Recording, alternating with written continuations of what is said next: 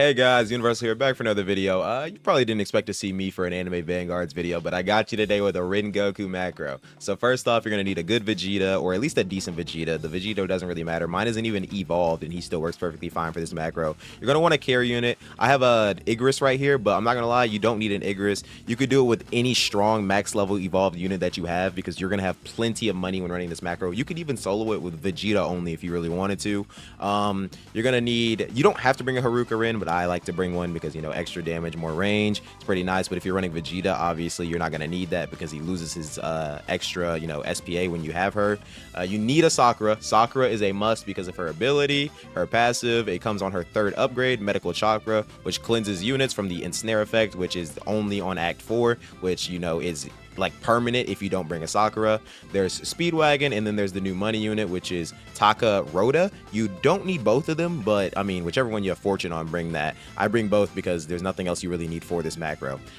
Anyways, let's go ahead and get into me showing you how to make it.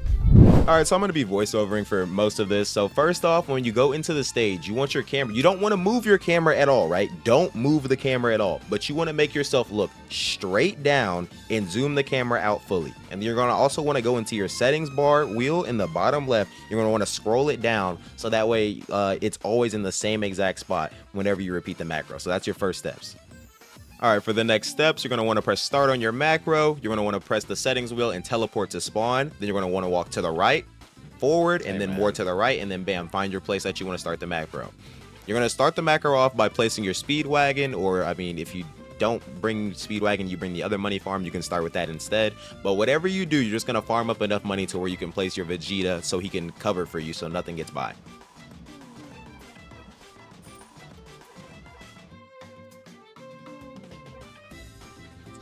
Now that you have enough money for your Vegeta, you want to place him kind of in this backish leftish corner. Now, when doing this, I'd say the safest bet, if you don't have like a Blitz Vegeta like me, like yours is slightly worse than mine, terrible, like not like A stats, I'd say place two of them when you get enough money, or like place it a little further back. That way they're at like the enemies are entering the beginning of his circle. That way you can guarantee that he's going to kill them. But I mean, you can do whichever one you want to do. But if you want to be safe, definitely place two of the Vegetas.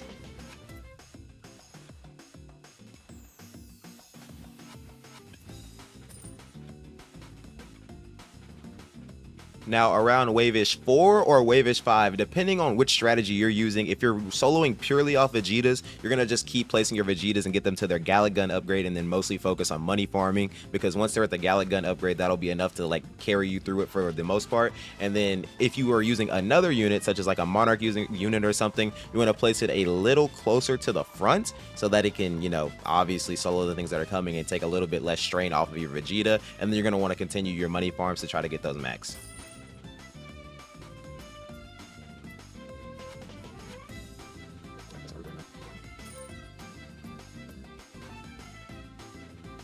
This makes so much fun to people.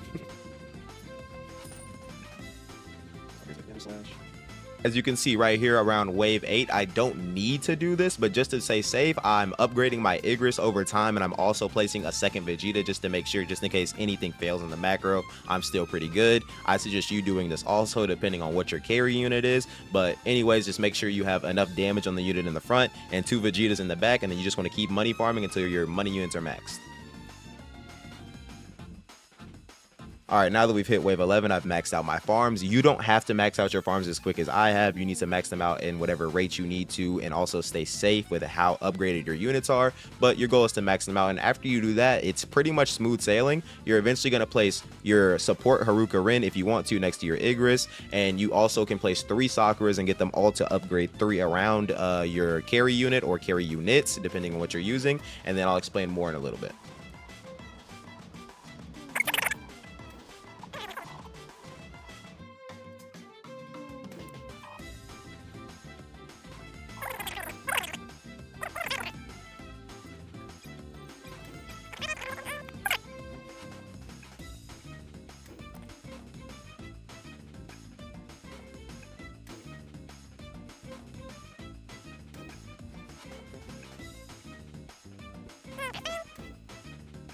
And now we're finally on wave 20. Now wave 20 is going to depend on how strong your units are at this point, because you can easily max out a bunch of units. As you can see, I have 143 cash left over that I'm not going to use. But what you're going to want to do is let your units all attack the boss. They're going to get ensnared. Then you're going to want to pop your Sakura's medical jutsu.